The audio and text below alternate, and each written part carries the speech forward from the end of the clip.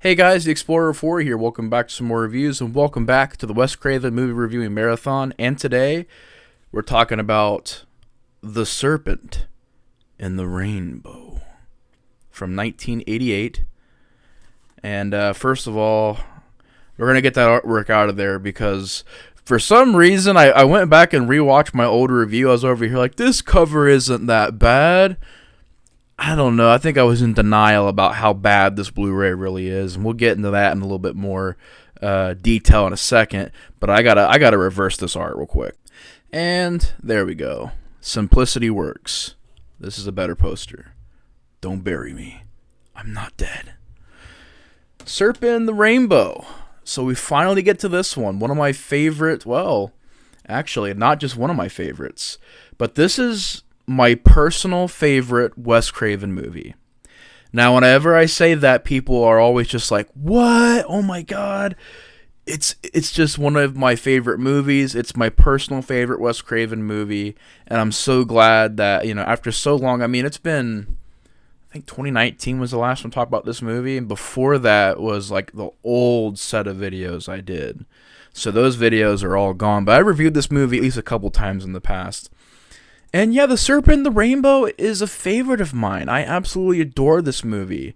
It's very, very underrated, and a lot of people just sleep on this movie. And it's a travesty, because this movie is so well made, so well done, great idea for the film, great story. And I know it's kind of like loosely based off of a true story, but even the guy who it's based off of, he roasts this movie. I don't think I've ever heard anybody say that he likes this movie. So, and I believe they interview him on this. I want to say they do, but I don't think so. But yeah, I know the author, not really the author, but the guy this is based off of, I know he's not a big fan of it. I know a lot of people look at it and say, oh, this is just a special effects extravaganza at points, not making sense. And if people don't like this movie, that's fine, but I personally disagree. I think this is a solid-ass horror film. This is a great attempt from Wes Craven to do something out of left field, totally original, totally different, and totally, just like I said, a new flavor for this kind of movie he's making. It was marketed as a straight-up horror film. I think it hurt this movie because of that. It's not a horror film. At least it's not a straight-up horror film. I'm honestly not sure how you would categorize this movie, because it's definitely not a straight-up horror film. There's moments in it of horror. There's a lot of dark subject matter, but to call it a straight-up horror film, I think is a bit far-fetched. And the story, you have an anthropologist who is played by Bill Pullman named Dennis Allen. He goes out, first he ends up in the Amazon and learns about his inner strength in a way, his inner ability, finds out that he has the spirit of the jaguar, which sounds more cheesier than it is, I promise.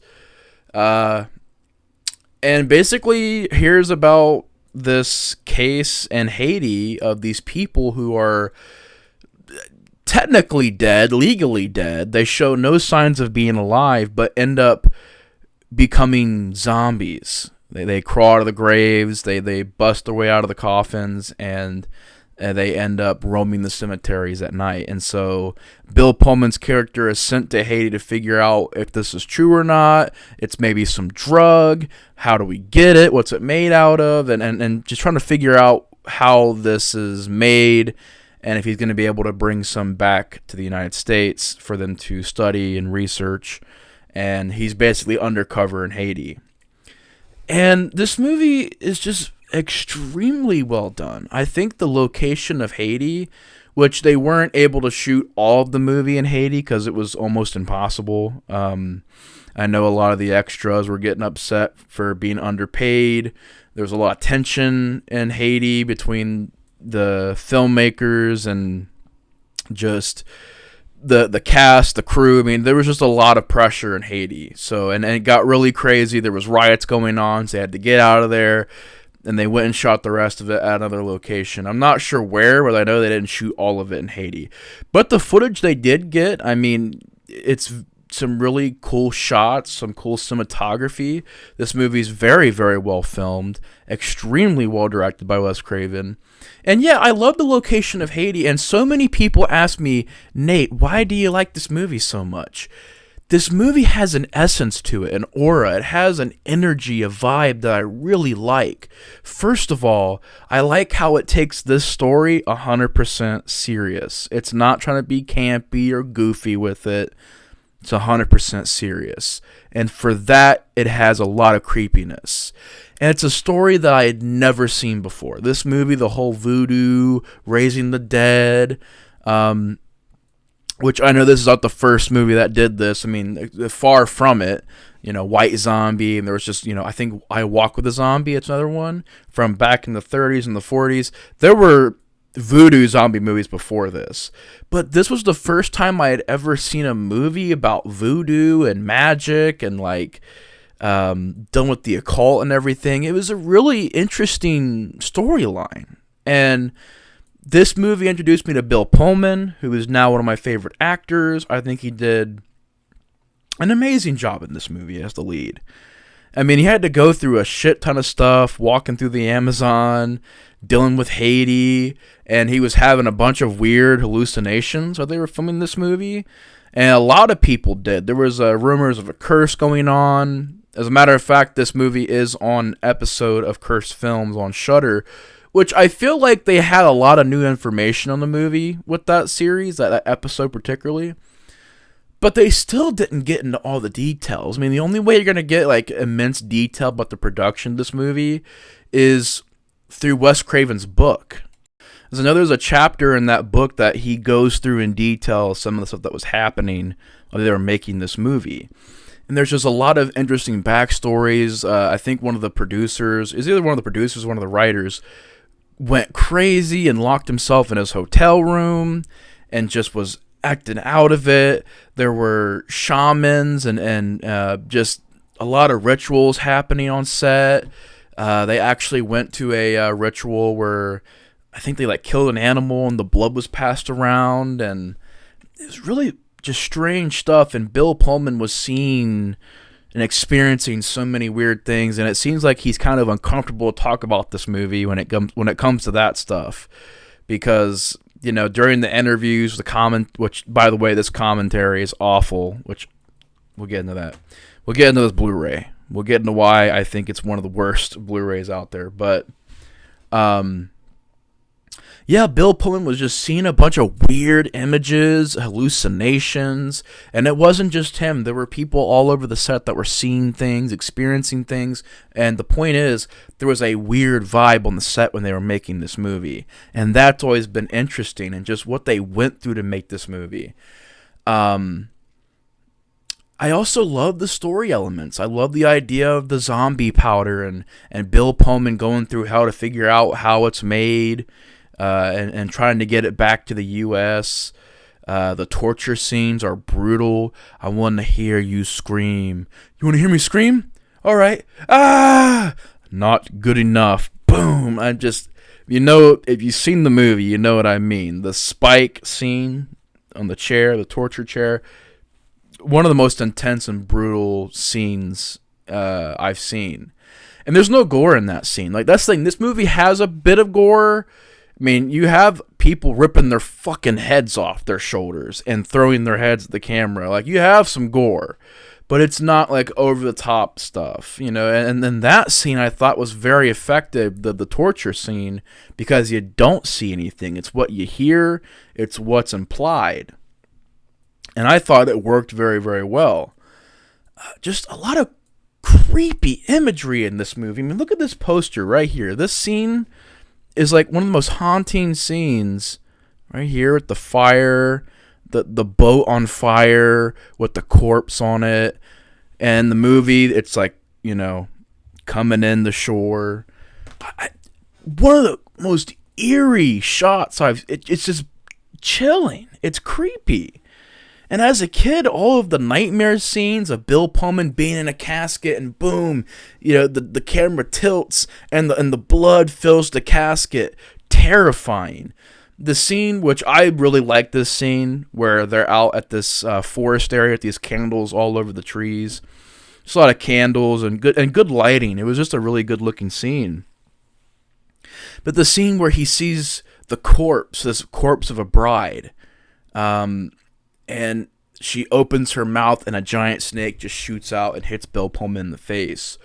Or the crazy ass scene where the chick is like biting the glass cup and chewing it. And like, I forgot to mention Zakkus Mokai, which I cannot go on without mentioning Zakkus Mokai. One of my favorite horror villains or movie villains out there. He's a real just serious, quiet guy. He's not over the top. He's not cheesy, trying to be hamming it up and just over the top. He's real quiet. And his dialogue is just so good. What did you dream about this afternoon? The woman in your arms? The sea at your doorstep? No. You dreamed of me. I know because I was there. And he's like, not the pain that calls you in the room upstairs. It doesn't compare to the pain that can cause in your own mind. Just really creepy, eerie scene. And just the ending, I thought, ramped it up. I love the ending. I know a lot of people make fun of the ending. I love the ending. I think the ending's so cool, where the long-ass arms are reaching out. Because eventually Bill Pullman gets poisoned, and he ends up buried alive with a spider on his face. And the end of the movie, there's a giant riot that happens, and the police station that Zakkus Mokai works at is destroyed. And it allows Bill Pullman to go in there and basically try to stop him. And just the fact that Bill Pullman starts seeing these weird hallucinations because he's been poisoned. So he sees a character rip his head off and throw it at the camera. He sees just these long-ass arms reaching through the windows or the sort of the doorways of the cells.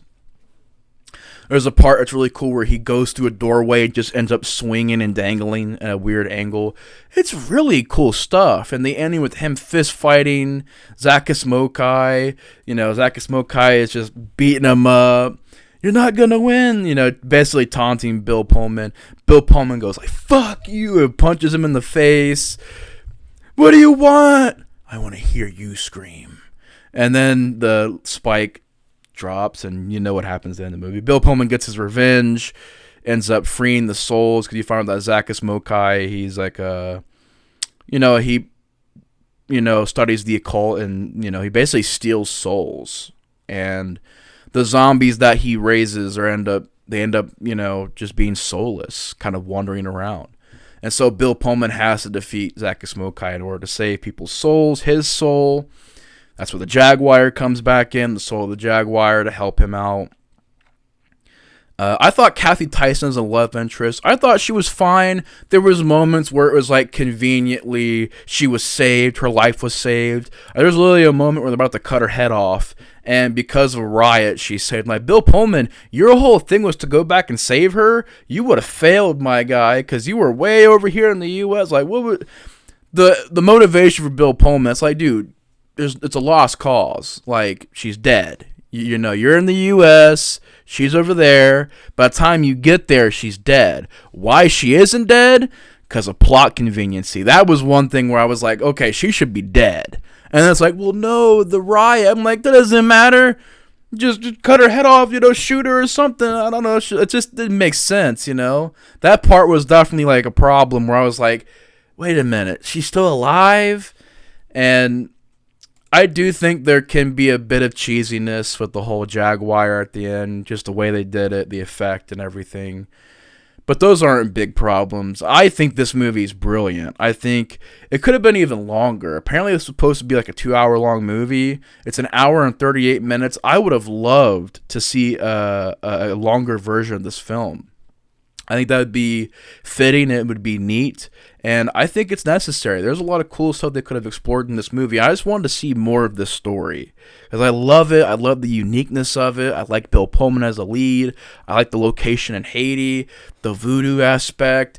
And that's not really a movie, like, genre, like subgenre that I'm interested in. Like, I'm not really the kind of guy to go out there and watch the voodoo magic movies or people putting curses on people. Like Thinner, I've seen Thinner. I think Thinner's lame. I'm not a fan of it.